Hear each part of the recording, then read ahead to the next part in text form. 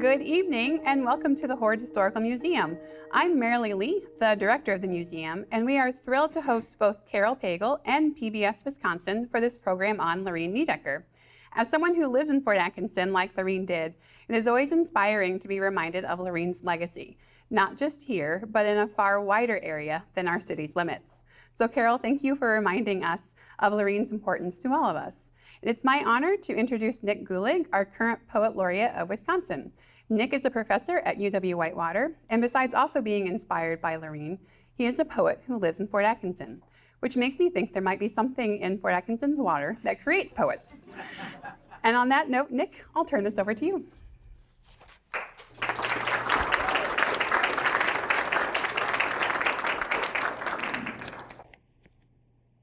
In the footsteps of Lorene Niedecker, Carol Pagel set out around Lake Superior, following with her young son as best she can, a trip previously taken in 1966 at the end of her life by Lorene Niedecker, Wisconsin's most notable poet. Quote, not replicating her path around the lake exactly, but wandering with hope and openness to see what Niedecker saw, she writes.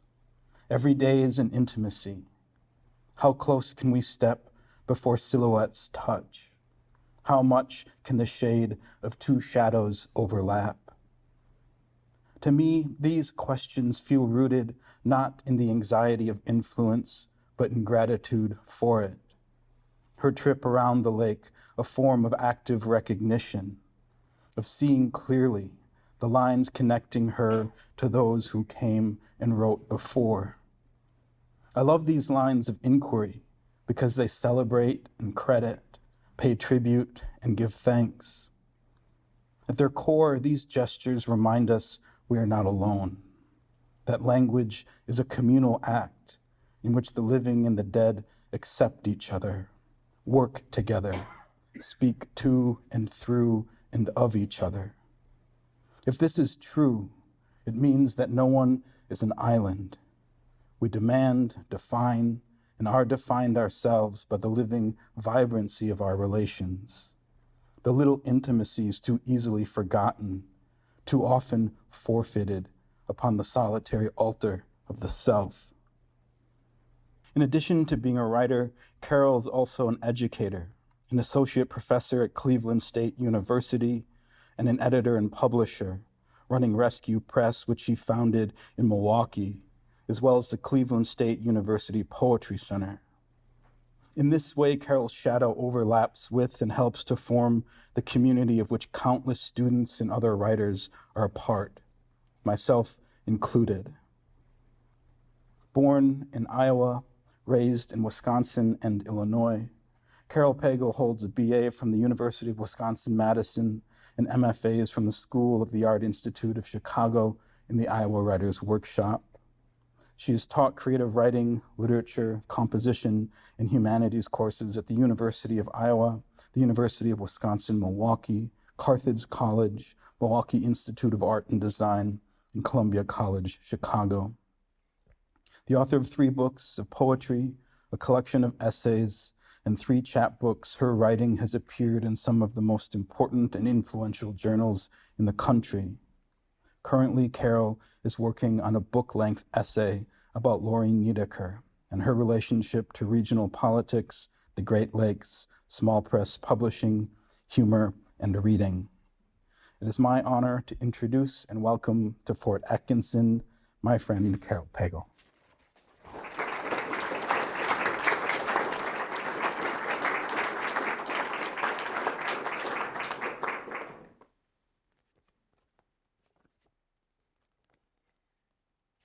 Thank you so much for that, Nick. That was beautiful. I'll just, echo some of your sentiments and say that one of the great gifts of thinking about Niedecker and writing about her these last couple of years has been getting to collaborate with Nick. So that's really beautiful. Thank you. Okay, so I'm here tonight to talk about the 20th century American poet Lorene Niedecker, who some of you know is from Wisconsin and grew up and lived just a couple miles away from here in Black Hawk Island. And it's just a little bit of an intro, a couple of notes. I've divided my talk up into sections, and they're matched with photos with a slideshow here that you're going to see. And there are slides of her books and some of the places that she visited. There's a couple in there from the trips that Nick was talking about. And then also a bunch of archival photos. And for that, I want to thank the Hoard Historical Museum, specifically Marilee Lee, who helped me figure those out, and the Friends of Niedeker group. And I'll also just thank and give a shout out to the Friends of Niedeker, a local group who has done so much work in the last couple of decades, getting Niedeker's work and her poetry out into the community and the world. And if you're interested, I'll talk about this a little bit at the end, but if you're interested in Niedeker and you don't know a lot about her after tonight, a good place to start is on their website, where they have a bunch of resources and lists of really incredible information and writing about her. 1. Lorene Faith Niedeker was born on May 12, 1903, in Fort Atkinson, Wisconsin. A Taurus, an earth sign, she arrived in what's frequently the first real week of spring in the Midwest. Niedeker's parents were Teresa Daisy Kuntz, or Beanpole to her, a reference to Daisy's slender height, and Henry Niedeker, a commercial fisherman who managed their property on Black Hawk Island, renting cabins to hunters and fishermen. Henry teaches Lorene to fish and boat. He's a drinker, a joker, a man about town, and a poor, if earnest, businessman. Daisy cleans all the time. She gradually loses her hearing throughout Lorene's childhood and becomes increasingly secluded. The Niedekers live at the end of the peninsula where Rock River meets Lake Koshkonong, punctuated by Mud Lake, more of a large pond, a frequently flooding swamp and soggy land to live on. She's an only child, raised on a seasonally inhabited peninsula where the river regularly floods, their world damp and wet and muddy. Lorene occasionally stays with relatives or friends in Fort Atkinson, 4 miles away, so she can make it to school when the weather is bad. Lorene's a quiet kid with a handful of school friends and glasses specially made for her. Here's Lorene in a bow. Lorene playing leapfrog. Lorene, age 9 or 10, with tall Daisy perched side by side on a barn bench, looking into the distance, sand smiles, sharp profiles. Lorene, that same age, sitting in Henry's lap, peering up at him, an arm around his neck. It's 1912. In a future slide, you'll see a photo of Lorene in her 20s with a group of fun-looking girls. She wears pants and more functional, less gendered outfits in her youth, and then for a while after that, mostly dresses, at least in photos, post-war fashion seeming to move backward. There are pictures of Lorene and her someday husband Al, showing her small and delicate posture in contrast to his height.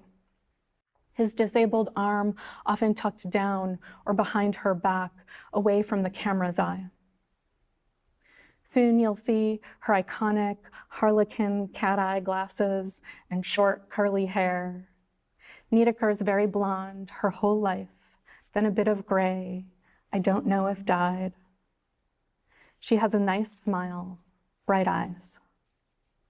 In one photo, Niedeker's mock stepping out of the new Black Hawk house she builds with Al in the 1960s, built high as a continued response to the promise of floods.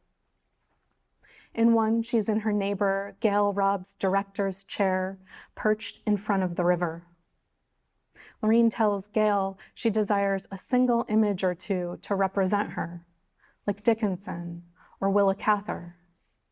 But it's too late. She's alive in a visual world.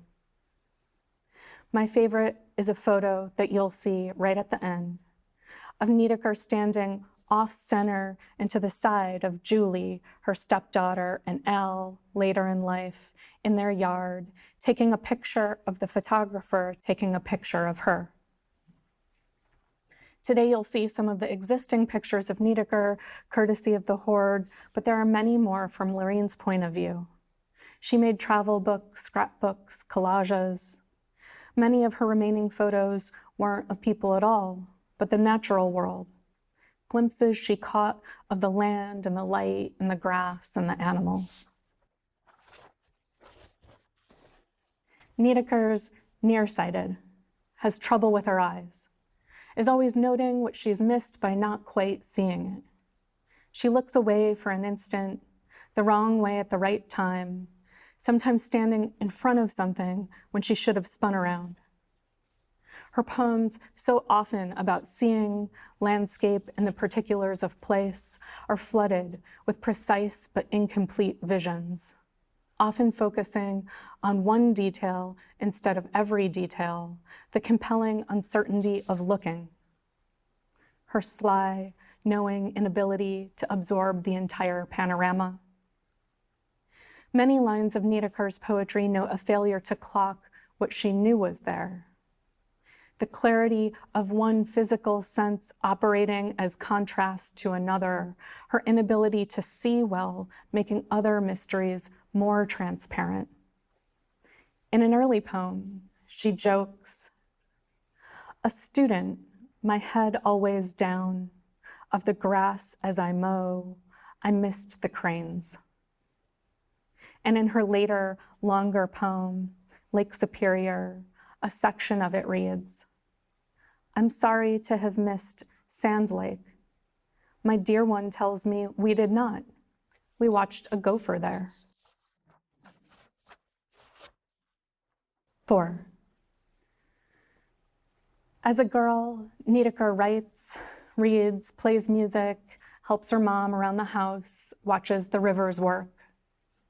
As a teen, she reads Ethan Frome, Political Philosophy, and Land Birds East of the Rockies. She contributes poems to the yearbook and makes a name for herself in debate club. In 1922, Niedecker attends Beloit College, which many of you know, about 45 minutes south of here. She writes and reads and studies music, one day going to a guest lecture by Harriet Monroe, the founding editor of Chicago's Poetry magazine. One can imagine how exciting a talk like this must have been. Niedecker witnessing firsthand a powerful Midwestern woman who founded and ran a nationally famous literary journal speak about her life in poetry. One can imagine the effects this kind of representation, even briefly, could have on a curious, book-loving young woman. Unfortunately, shortly after, things back in Black Hawk change, and Niedecker has to leave college after her sophomore year. Henry's running out of money, and Daisy's ill, so she goes home. The decade between dropping out of college when she's in her early 20s, and then when we know her as a published poet in her early 30s, is the time in her adult life in which we have the fewest primary sources. The letters from this period no longer exist, and any journals she might have had were destroyed upon her death, but we do know some things. Niedecker is back in Black Hawk. Her father is the cause of some mess, both social and financial. He's been having an affair with the Niedecker's younger next-door neighbor, which is what supposedly leads him to slowly offload parcels of their property cheaply to appease his mistress's husband. Daisy is distant and not doing well. Home again, Lorraine writes while Daisy washes. Does Lorraine mope at this turn of events? There's no proof of it. She's removed from her college friends, her clubs, her syllabus. What seems possible, she must be wondering. What's next? In 1928, Niedecker starts working at the Dwight Foster Public Library, also just down the street from here. The same year, after a short courtship, she marries Frank Hartwig, someone her father knows, and the brother of a childhood friend. Lorene and Frank are together only briefly before they separate. Scholars have guessed at the reason: job loss, sex life, the economy, boredom, the usual things. We don't know. But in any case, she doesn't become a wife in the style of her mother. She wants to write. In 1930, she's laid off from the library.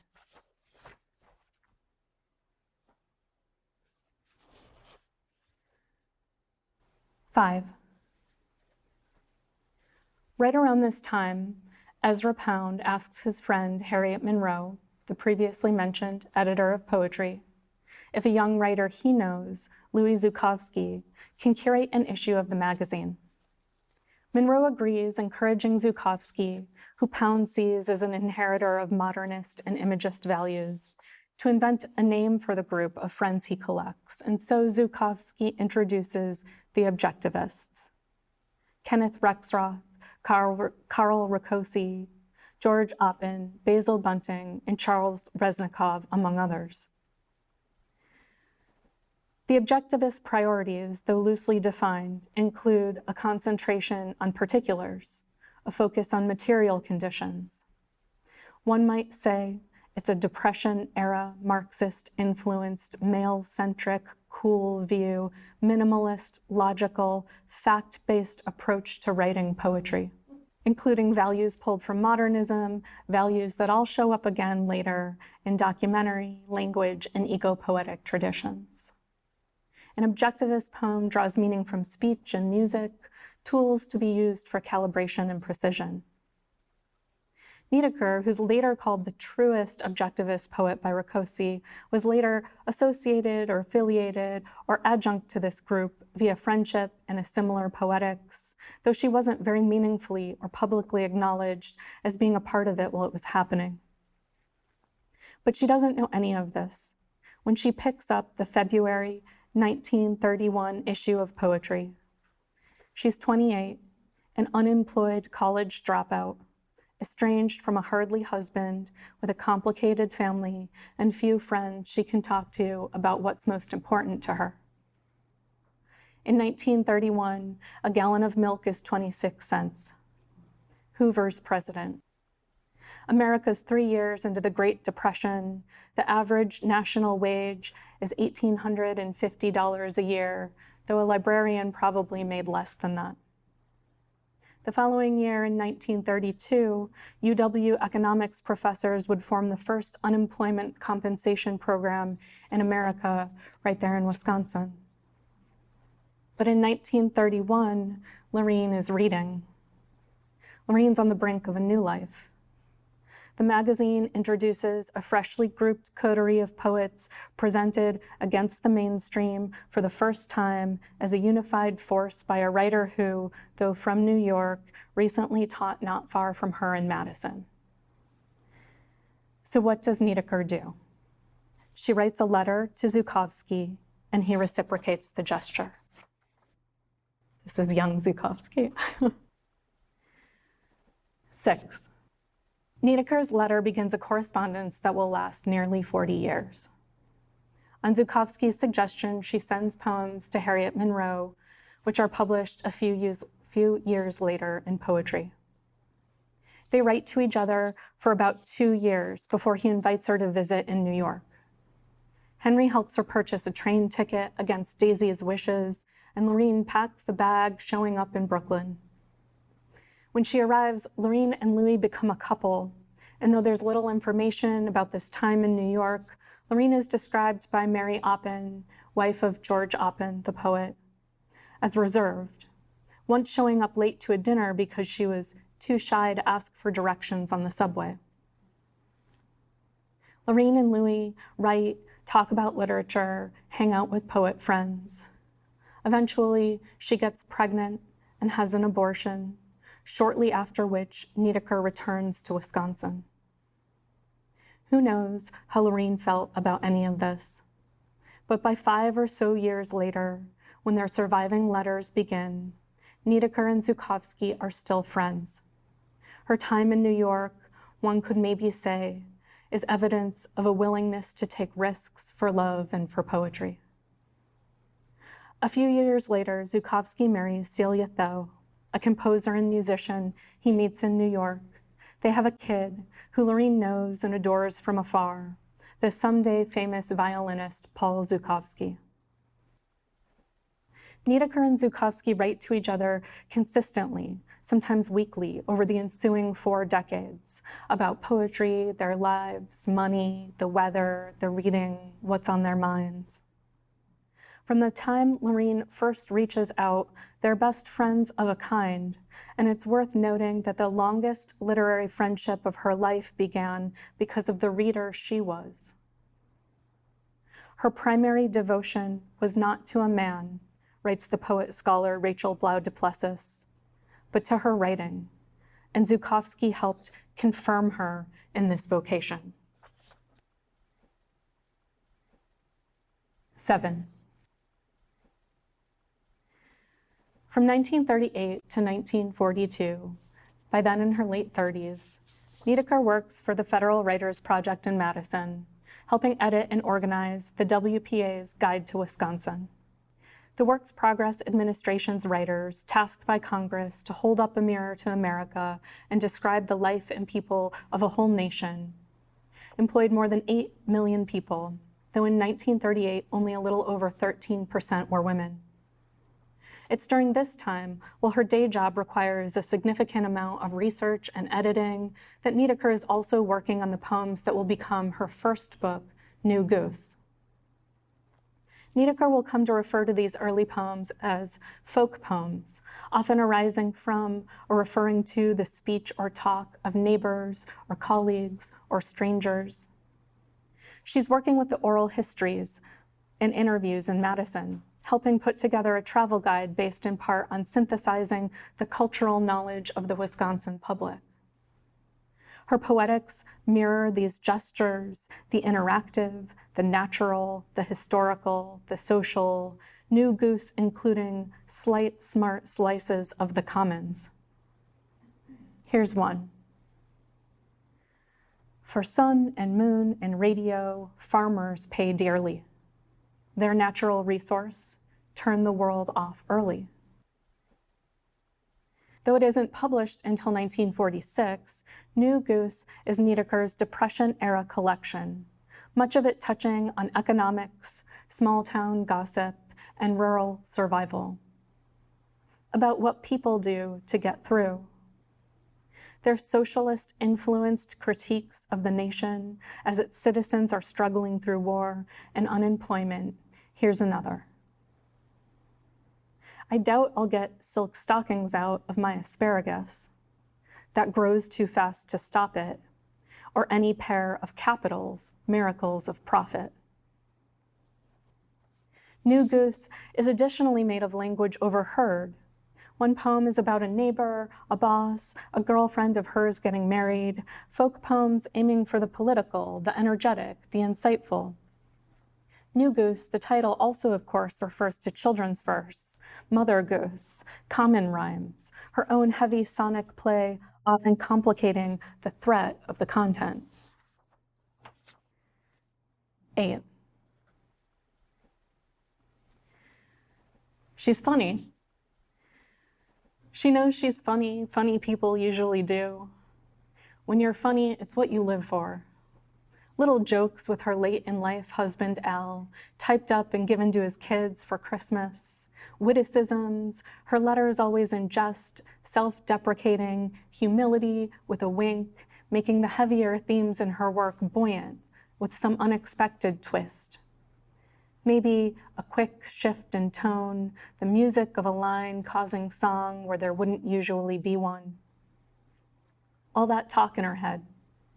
Scraps of hearsay, dialect, gossip, word for word some rant of her mother's.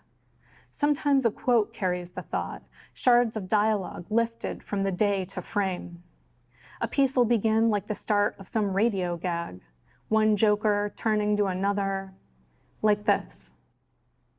There was a bridge once that said I'm going, and a cistern that said what ho, and the stick said lying on the ground, how am I to grow? The voices of others ignite her writing, and it's startling to come across such vibrant speech surrounded by dense, minimalist phrasing and the gravitas of a page's blank, small poems, lush, wide margins, a prank or pun packed in by all that nothing. A match struck at midnight, a one-woman riot. Here's another of my favorite funny ones. Mr. Van S. bought 14 washcloths. 14 wash rags at Van S. Must be going to give 'em to the church, I guess. He drinks, you know. The day we moved, he came into the kitchen stewed, mixed things up for my sister Grace, put the spices in the wrong place. She's full of jokes in her letters. Pet names and puns and regional phrases, a one-of-a-kind goofball, high spirits even when down.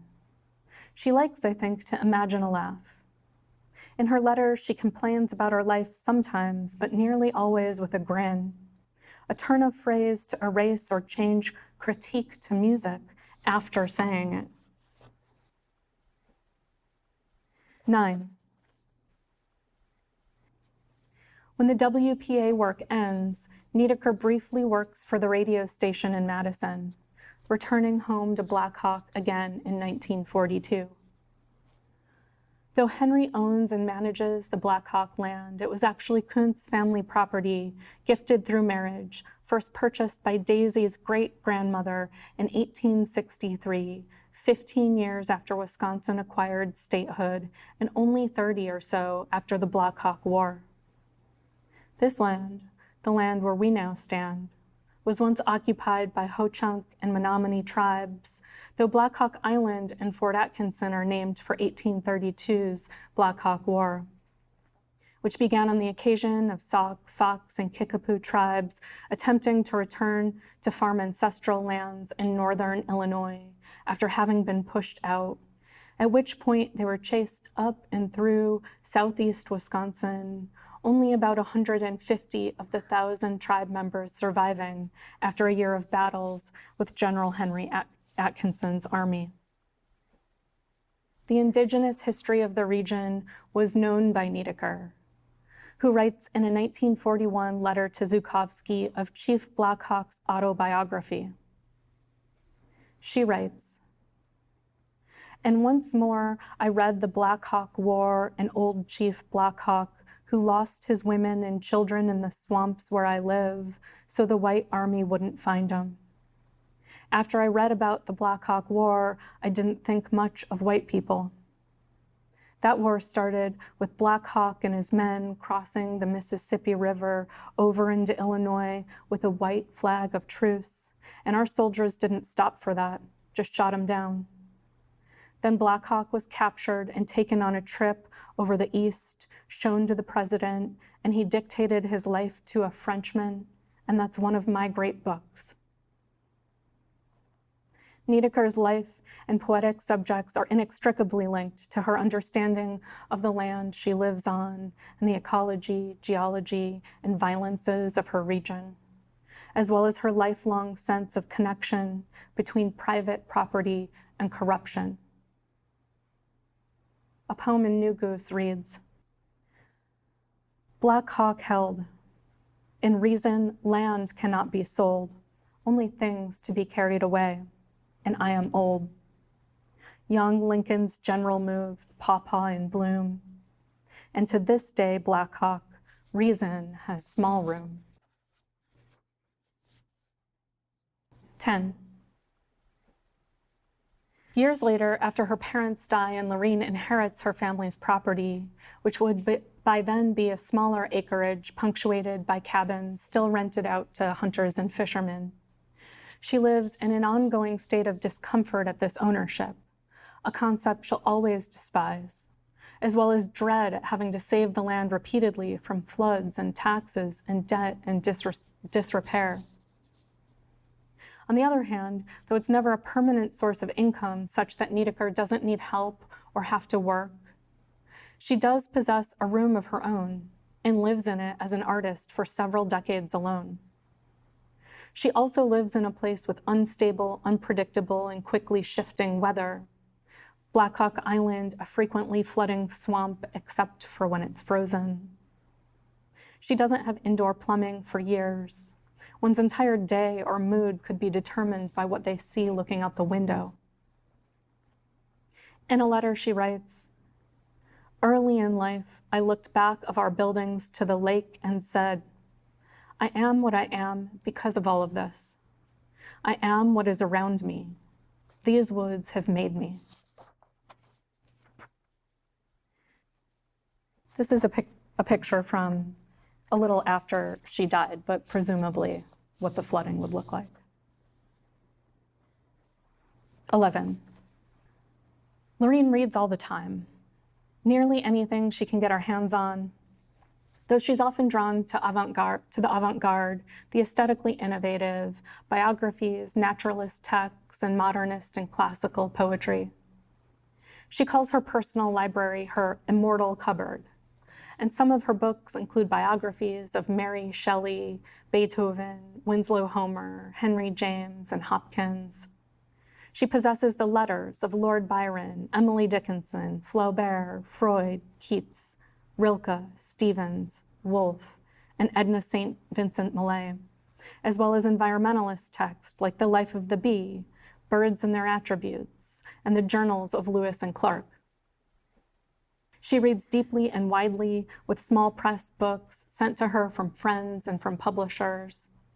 Other titles ordered through Madison's bookstores or found at Fort Atkinson and Milwaukee libraries. My favorite find in her personal catalog, which is available in full at the Friends of Niedecker website, is John Cage's Silence. I wonder what she thought of that. 12. After she returns from Madison in the early 40s, Niedecker lives in the previously mentioned and seen here 1.5-room cabin not far from her parents, built for her by Henry, around which plum trees were planted, and Niedecker reclaimed another several feet of lawn from the wilderness. Her parents are still at odds, barely speaking, but she has an okay relationship with both of them. She mentions in her letters that she'll roast a chicken for guests, sometimes make a chicken salad. She'll go to the supper club's fish fry when invited, a treat. Later, when she meets Al, they'll cook together and she'll keep recipe books with cutouts and notes. For Al, she makes the usual Midwestern dishes, tips ripped out of a ladies' magazine. Regular ingredients include marshmallows, mayo, bacon, a casserole or meat, pickled veggies, corn, anything afloat in gelatin. When they're out, Lorene will have the occasional grasshopper.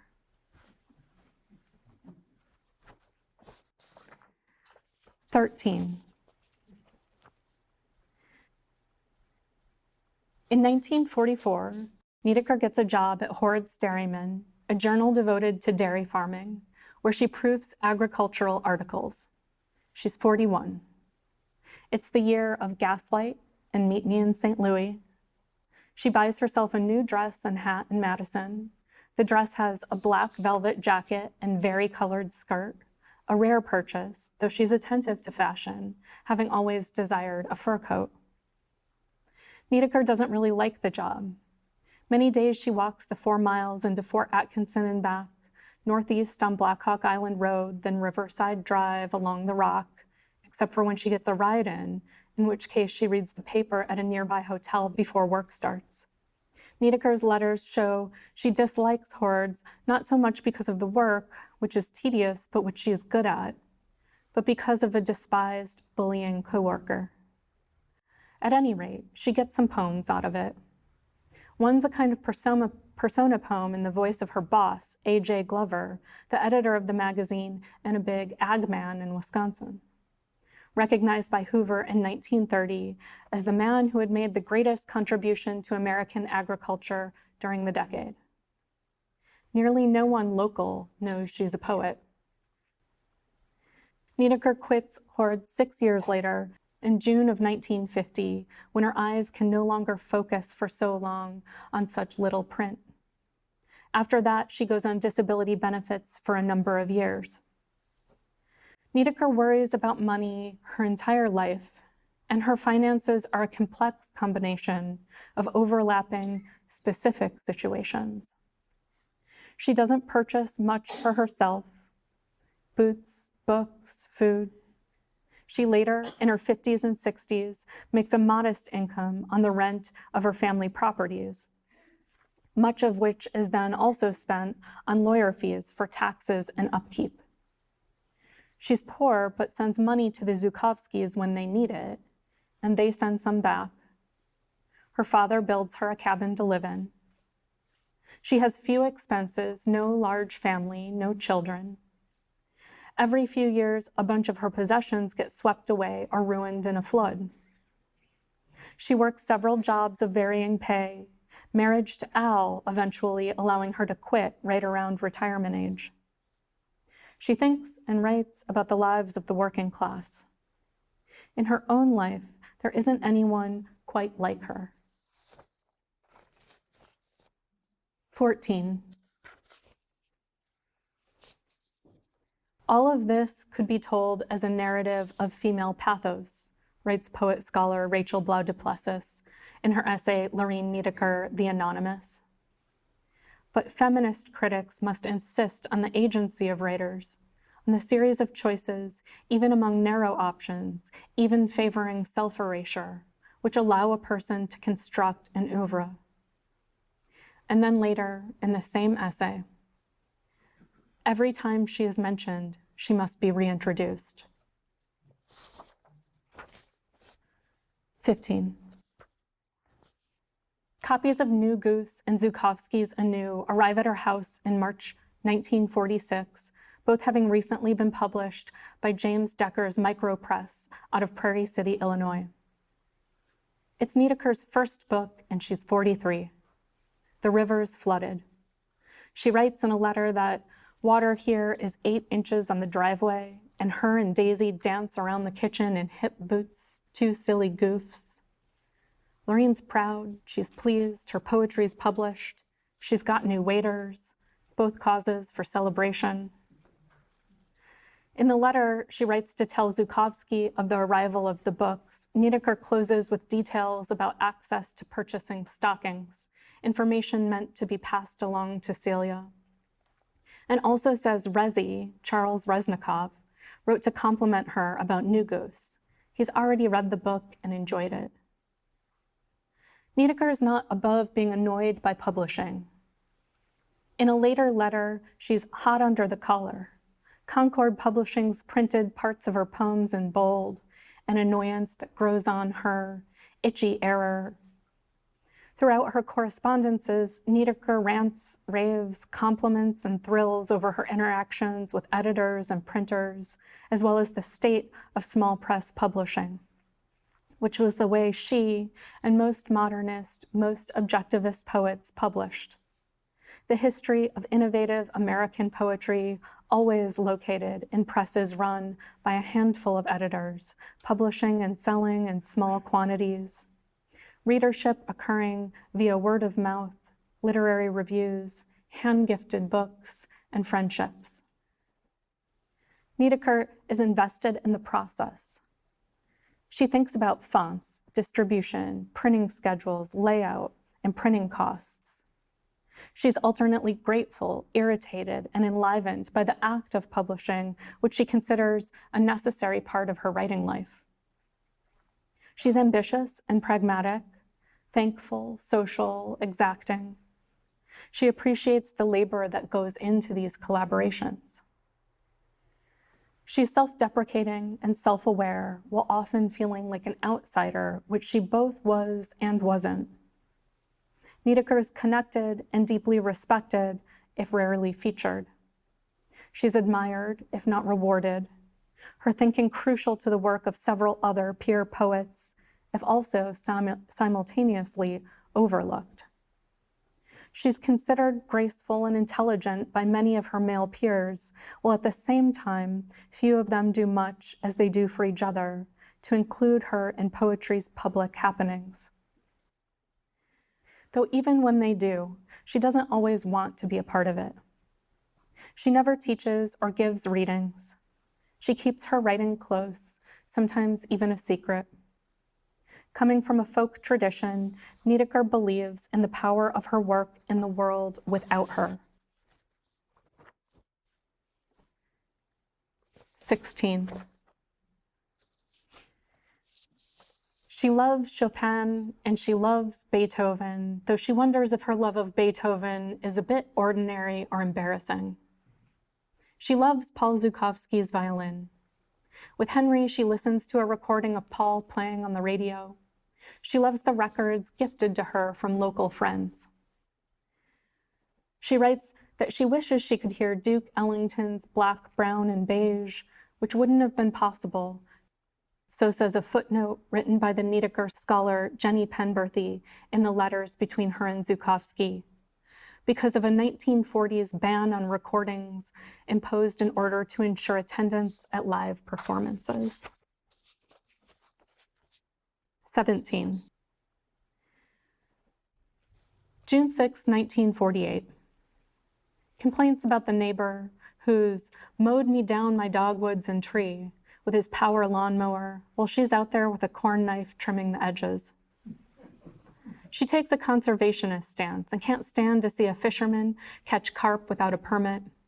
And the children, scooping up birds' eggs, disrupting the habitats. She's exasperated by nature last week, including human nature, she says, of her irritating encounters with less attentive neighbors. Her life in Black Hawk: mowing, digging, planting, reading, shoveling, listening, weeding, cutting.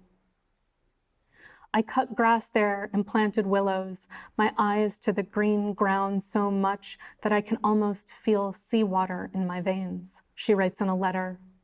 Phrases that will later appear in Pan to Place, her late long poem about Black Hawk Island and her family. While she cares for the woods, the yard, the river's edge, her mind's on fire. Bits of the world work themselves into and through her imagination. She describes the yard where there are little things like algae, fine-haired weeds mixed with large blade grass, and lots of wild mint where I wanted to mow with corn knife, but I wouldn't. Such sweet little things. As she cuts and curates, mulches and tends, Niedecker's mind is always also rearranging, keeping scraps of the earth to grow in poems. 18.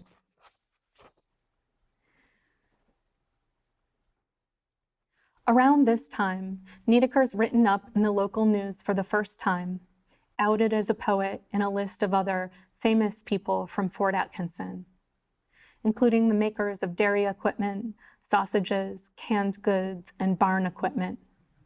They spell her name wrong. She's not thrilled about being in the paper. Her whole life she's worried, right or wrong, that her neighbors will consider her strange for being a poet. It's not common, and she doesn't like drawing attention to herself. She wants her writing to speak for itself in the circles it's intended for, which for her are mostly other poets. Now that they do know, I can't wait until they read Goose, she writes, but they probably won't bother. She's irritated, but like most things, Lorraine's got a sense of humor. She quips, "Such is fame that I'm linked to a sausage maker." At any rate, she can't send this joke to Zukowski until Thursday. She doesn't have the 3 cents she needs for a stamp until payday. 19. These are the books published in her lifetime, just to say. 19. In the late 40s and into the 50s, Niedecker's working on her second book, which is eventually called For Paul and Other Poems, never to be published in her lifetime. The book is about family, hers and the Zukowskis, material often sourced from conversations with them and correspondence. She'll take a phrase someone said, Henry mentioning there's nothing sweeter than violin music, for example, and rearrange, tossing it into a piece with other bits and scraps of description, insight, and rhyme. Some scholars, and possibly, seemingly, probably the Zhukovskys themselves, felt uncomfortable about her writing poems for and about a child that wasn't hers, the child of an ex-boyfriend. But who's weirder with language than a kid? The poetic material of For Paul could also be seen as an ambitious next step. From New Goose's politics and language of the masses to For Paul's intimate engagements and inside jokes. It's also in these years that Niedeker's parents die and she no longer has a family of her own. Paul's presence in the poems is subtle but orienting. He's a bright young hope, chatty and clever. His inclusion may be a way of acknowledging the unknowable and the unseeable. Paul, the primary exposure in Niedeker's life to the next generation. But Zhukovsky doesn't want her to publish them. She eventually does individually, but never as a collection. She doesn't completely understand, and things between them get cool for a bit, a little distant. Niedeker says after a batch of For Paul poems have been published in the 1955 Quarterly Review of Literature, that the poets in it seem too educated and sophisticated, and that those, meaning the For Paul poems, are my best in many years because they're about something real and good and human. I've lost something since then, need subjects to focus on. One might wonder if this is premonition of her great long poems, this need for an external, real, and good subject to collect her thinking. She seems to desire something or someone outside herself to focus the best of her attention on. In 1957, Niedeker gets a job cleaning floors at the Fort Atkinson Memorial Hospital, a day shift, saying, the setup's a pretty democratic system. Office girls on easy terms with cleaning women, at least with me, but I don't care. What happens to me after I get home and a little rested on Saturday and Sunday is all that matters to me. In 1961, she publishes her second book, My Friend Tree, a compilation of new work and some reprints from New Goose with a small press in Scotland. 20. In 1963, Niedeker meets and marries Al Millen, an industrial painter working the third shift at a Milwaukee factory, divorced with grown kids. Lorraine's 60. They live between his place on the south side of the city and hers in Black Hawk Island, eventually building a new cabin of their own on her property. Al's fun and kind and seemingly respects Lorraine's need to scribble, a need she doesn't hide. He learns not to bother her when writing, not to interrupt, and Niedeker writes some of her best work in the last 7 years of her life, in part due to the time Al's material support allows. She quits the hospital. In these years, she also grows close to the poet Sid Corman, who frequently publishes her work in his journal Origin and writes her regularly about poetry and publishing from where he is living in Japan. Niedeker has been working with a 5-line haiku-influenced stanza, writing small poems she eventually binds in handmade books for Zhukovsky, Corman, and Jonathan Williams, the publisher of the Jargon Society, who eventually releases a collected of her work called T and G in 1969, a year before she dies. 21. In 1966 and 67, Niedeker writes Lake Superior, one of the greatest objectivist, Midwestern, global, ecological, documentary, and geological poems ever written, in my opinion. The poem's language is simultaneously expansive and small. inclusive of the human and non, the historical and the endearingly personal. It's a long poem for Niedecker, a 13-part minimalist epic with 21 lines to the longest section, and is being written in the late 1960s Midwest during the Vietnam War, just a few years after Kennedy's shot, and the environmentalist Gaylord Nelson, founder of Earth Day and inspiration for the EPA, becomes Wisconsin's U.S. Senator. Aldo Leopold's Sand County Almanac was published 2 decades earlier. Rachel Carson's Silent Spring has just come out. In the summer of 1966, Lorene and Al take a vacation, heading partway around Lake Superior on the Circle Tour, a loop of highway taking one around any or all of the Great Lakes. Their version brings them northeast through Green Bay and Manistee into Canada via Sault Ste. Marie, through Wawa and Port Arthur, then down to Minnesota, stopping to visit Al's childhood home in Swan River before dipping back into northern Wisconsin and heading home to Milwaukee. In preparation for the trip, Niedecker writes over 300 pages of dense prose. Her notes are drawn from texts on the history of the region, books on botany and geology, conversations, scholarships, pamphlets. She's interested in research, testimony, and the document, the force of plain, factual, lifted proof, or the raw material of poetry in all its rawness, as Marianne Moore, an influence of hers, would say it. A year later, in the summer of 1967, they return to see the South Shore, and Niedecker composes the long poem that would begin her 3rd book, North Central, starting with a stanza. In every part of every living thing is stuff that once was rock. In blood, the minerals of the rock. 22. Lake Superior is a collage poem, a technique used by Niedecker frequently, each section about the lake's history and geology complete but disconnected, arranged out of chronological order, both the whole poem and occurrences within each stanza.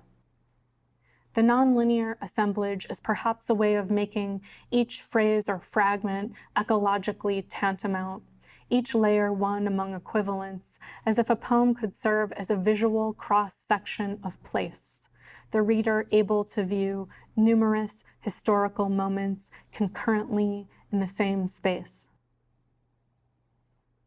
The subjects in Lake Superior include rocks, love, land rights, water, trade, time, race, empire, evil, labor, animals, minerals, and corruption.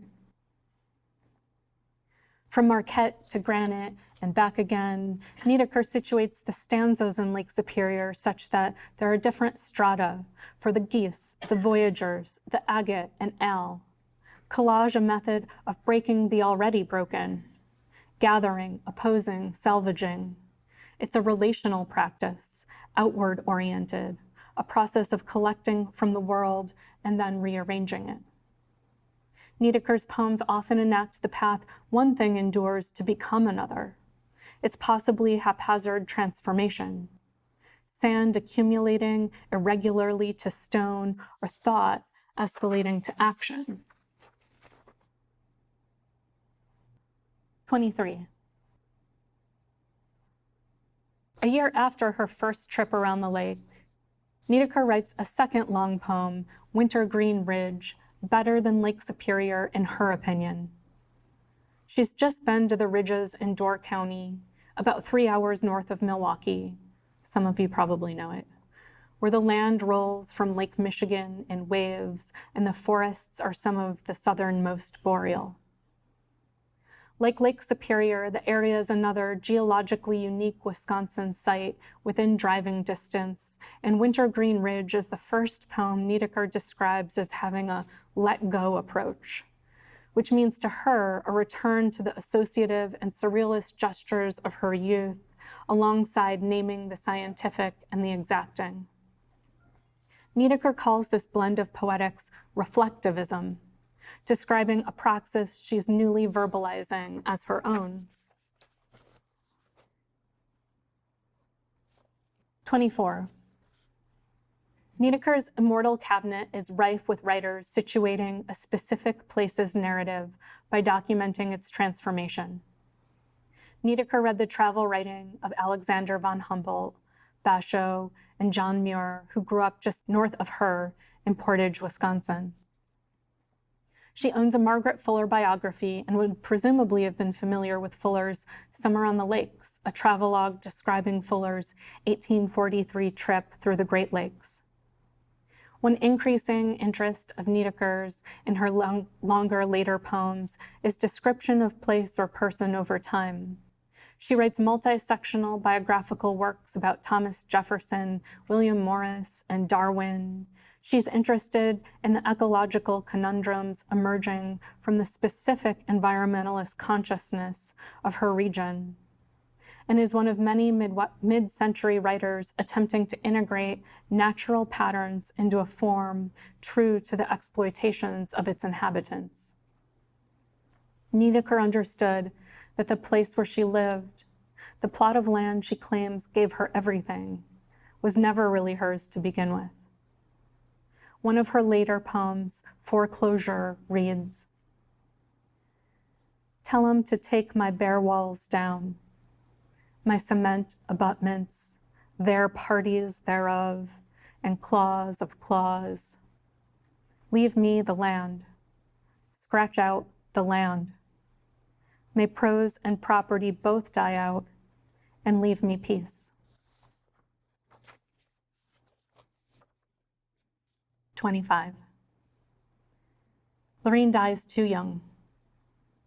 She passes in 1970 at age 67 in the dregs of winter of a cerebral hemorrhage. Al quickly destroys her journals and drafts as she's instructed him to. And so the rest is up to us. Her Black Hawk cabin remains. You can go see it. And her poems are read everywhere, all around the world, and especially in Wisconsin, where they're taught in public schools, and you can see them on the sides of buildings, as you all know. Just drive down Fort Atkinson. And it's been my experience that everywhere you go, looking for Niedecker, her name begins a conversation. Her work meaningful to poets and readers for its intersection of ecology and folk rhythms, rhymes fit for children, collective political thinking, and place-based interrogations. So if you're interested in learning more about Niedecker, I'm going to close with 3 first suggestions. Some of you might know these, but for those of you who don't. 1 is to purchase her collected works, which is edited by the brilliant Niedecker scholar Jenny Penberthy, who's done a whole bunch of great Niedecker work. 2 is to buy the edition of the poem Lake Superior, published by Wave Editions about a decade ago. And 3 is to visit the Friends of Niedecker website, where there's a whole pile of resources and info about her writing. And I'll leave you all here tonight, although I hope the conversation keeps going, with a prompt for our lives and our writing, if we're writers, directly from Lorene. For best work, she writes, "You ought to put forth some effort to stand in North Woods among birch." Thank you.